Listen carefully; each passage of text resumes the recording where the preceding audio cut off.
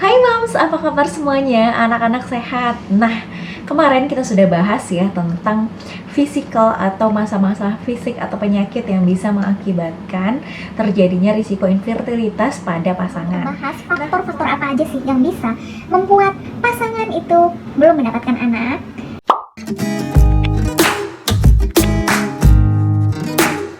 Kita sudah bahas apa-apa aja sih penyebab secara klinis infertilitas pada perempuan.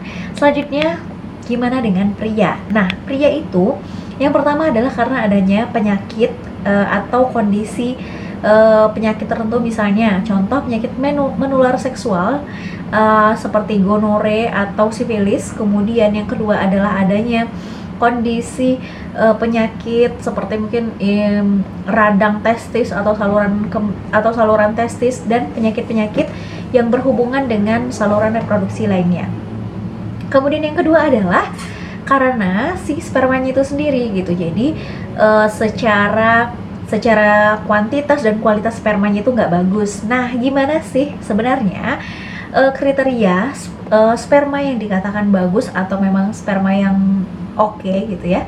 Yang pertama adalah secara jumlah. Jadi jumlah sperma itu minimal kurang lebih itu 15 sampai dengan 20 juta per mililiter dalam satu kali ejakulasi. Kemudian yang kedua adalah sperma dikatakan subur minimal 40 sampai 60%-nya itu bergerak aktif. Jadi gesit gitu ya. Nah, yang ketiga adalah volume dari semennya itu minimal 2 ml dengan ketentuan kadar fruktosa dan pH tertentu. Jadi fruktosanya itu minimal 3 mg per mililiter. pH-nya itu adalah 7,2 sampai dengan 7,8. Oke.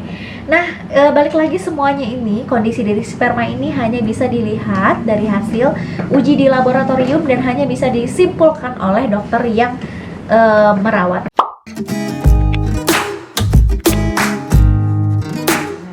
Nah, selanjutnya part kedua ini kita akan ngebahas tentang lifestyle apa aja sih yang akan berpengaruh kepada infertilitas atau kesuburan dari pasangan. So, tonton terus videonya sampai akhir ya. Oke, yang pertama adalah lifestyle atau healthy lifestyle atau gaya hidup seperti merokok, minum alkohol, kemudian makanan junk food. Kita semua udah tahu bahwa memang hal-hal itu berpengaruh sangat kepada tubuh kita, termasuk pengaruhnya juga bisa ke sistem reproduksi manusia gitu, atau sistem reproduksi kita. Jadi berpengaruh juga dalam hal karena pola makan yang buruk, kemudian ditambah lagi dengan alkohol, ditambah lagi dengan rokok, itu akan meningkatkan risiko obesitas pada seseorang. Nah, risiko obesitas inilah yang akan memicu terjadinya infertilitas gitu. Jadi selain dari obesitas, jadi kayak orang obesitas itu kemungkinan untuk infertilnya itu lebih tinggi. Kemudian yang selanjutnya adalah dengan mengkonsumsi makanan-makanan yang nggak sehat seperti ya junk food, kemudian makanan-makanan yang nggak sehat lah, itu akan mengakibatkan kekurangan asam folat, kemudian vitamin B12, zat besi, zinc yang sangat penting bagi tubuh untuk mempersiapkan kehamilan gitu ya. Jadi makanya kalau mami semua dengar ada ibu-ibu misalnya kayak kita mempersiapkan kehamilan itu dengan disarankan oleh dokter atau bidan untuk mengkonsumsi asam folat. Nah, karena itu mungkin saja karena tubuh kita ini membutuhkan asam folat untuk mempersiapkan kehamilan gitu. Nah, kemudian yang selanjutnya tentang pernah menunda kehamilan gitu ya. Ini terkhusus kepada mungkin ya banyak nih pasangan-pasangan muda terutama tuh yang memutuskan untuk nunda dulu, belum mau punya anak dulu, masih pengen pacaran dulu gitu ya. Jadi ingin menikmati dulu, atau memang ada yang memang mengejar karir gitu. Jadi memutuskan untuk kayaknya belum saatnya kita punya anak gitu. Nah, ternyata memang benar bahwa pernah menunda kehamilan ini akan berpengaruh kepada tingkat infertilitas gitu. Jadi, perempuan pada rentang usia 20-an sampai 40-an itu mengalami penurunan peluang hamil sebesar 50% akibat dari berkurangnya jumlah dan kualitas dari sel telur gitu ya. Jadi, semakin mendekati usia 40-an, nah itu kualitas dan juga jumlah dari sel telurnya mulai berkurang. Nah, ini akan mengakibatkan resiko yang semakin besar untuk infertilitas. Selain itu, untuk kehamilan di atas usia 35 tahun memang dikategorikan sebagai kehamilan beresiko ya, beresiko tinggi gitu. Jadi menunda kehamilan jadi merupakan ya apa ya, penyebab umum lah, menyebabkan pasangan menjadi sulit untuk mendapatkan keturunan di kemudian hari.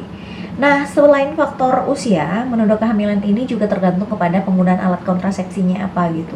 Kalau alat kontrasepsi non hormonal seperti spiral, yang non hormonal seperti spiral atau kondom itu sih biasanya tidak akan terlalu berpengaruh kepada kondisi kesuburan dari pasangan tersebut gitu. Tapi untuk para pengguna alat kontrasepsi yang hormonal jangka panjang terutama suntik, nah ini akan mempengaruhi kepada siklus menstruasi, hormon yang juga mengakibatkan peluang untuk hamilnya menjadi lebih sedikit gitu atau menurun. Nah, selanjutnya adalah salah menentukan masa subur atau ovulasi gitu. Di video yang sebelumnya bisa diklik di sini, kita sudah pernah bahas bagaimana menghitung masa subur secara manual dengan memperhatikan siklus menstruasi kita selama 6 bulan gitu ya, cukup panjang, tapi kita sudah pernah bahas, silahkan diklik di video di sini. Nah, kita mungkin ya pasangan itu memaksimalkan hubungan seksualnya itu bukan di rentang masa suburnya gitu. Jadi di luar masa subur, sehingga kalau hal itu terus-terusan dilakukan salah, maksudnya tuh ya tidak melihat dulu nih kondisi masa subur, jadi memang resiko untuk hamil itu akan berkurang gitu. Jadi lebih baik mungkin menentukan masa subur dulu, kembali dicek videonya untuk supaya nggak salah nih menentukan masa suburnya itu kapan atau masa ovulasinya kapan. Nah, yang kelima adalah terlalu sering. Ingat ya, terlalu sering atau terlalu jarang berhubungan seksual. Pertama, terlalu jarang dulu. Kalau terlalu jarang kayaknya udah ya memang iya gitu ya. Kalau jarang berhubungan seksual, jarang ketemu, ya peluang hamilnya tentu akan lebih sedikit. Tapi gimana dengan yang terlalu sering ya? Maksud saya gimana dengan terlalu sering berhubungan seks? Jadi, hal yang disarankan atau saran untuk melakukan hubungan seksual jika memang ingin memiliki keturunan adalah 2 sampai dengan 3 kali seminggu gitu. Jadi nggak disarankan setiap hari atau setiap saat. Nah, karena hal ini akan berpengaruh kepada jumlah sperma gitu, karena sperma itu butuh untuk matang kembali atau sempurna kembali setelah waktu 48 jam gitu. Jadi memang yang disarankan adalah berhubungan seksual 2 sampai dengan 3 kali seminggu. Nah, tadi kan ya sudah kita sampaikan juga tentang berhubungan seksual itu seharusnya kan di masa subur atau ovulasi. Cuman kalau misalnya kita udah ngitung nih secara kalender, terus kita udah menentukan gitu, kita udah menemukan ternyata masa subur kita itu rentangnya segini gitu ya. Tapi ada baiknya juga nggak cuma di tanggal itu aja. Nah, bisa aja masa ovulasinya itu lebih cepat atau lebih lama gitu daripada yang kita hitung. Nah, makanya peluangnya itu tentu saja harus dilakukan jadi 4 sampai dengan 6 hari sebelum perkiraan masa subur, dengan memperhatikan ya rentang dari perhubungan seksualnya itu. Mungkin ya dijarakin atau seperti apa gitu ya, supaya lebih maksimal lagi dan meningkatkan peluang untuk terjadinya pembuahan atau konsepsi. Nah, yang keenam mungkin sudah cukup umum juga, yaitu tentang stres. Stres berpengaruh kepada seluruh elemen dari tubuh kita, termasuk juga kepada organ reproduksi gitu. Jadi stres pada wanita itu bisa mengganggu proses ovulasi.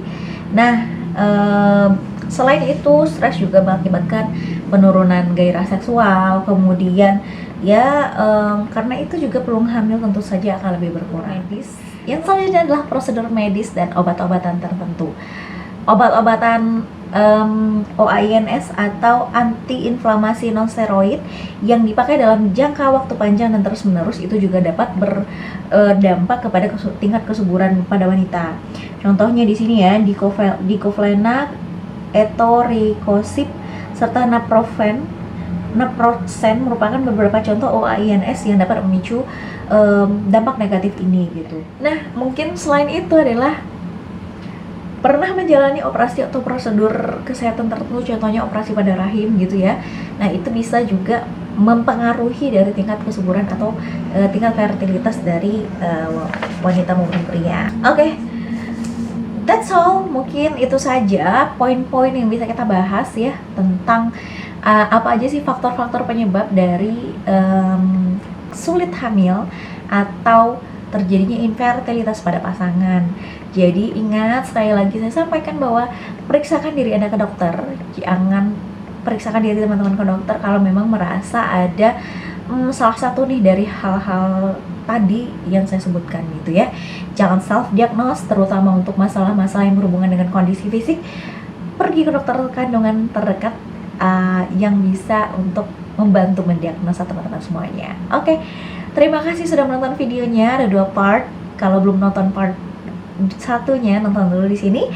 Dan jangan lupa subscribe, comment, dan like. Jangan lupa juga dinyalakan tombol notifikasinya supaya teman-teman tahu kapan kita update video-video terbaru.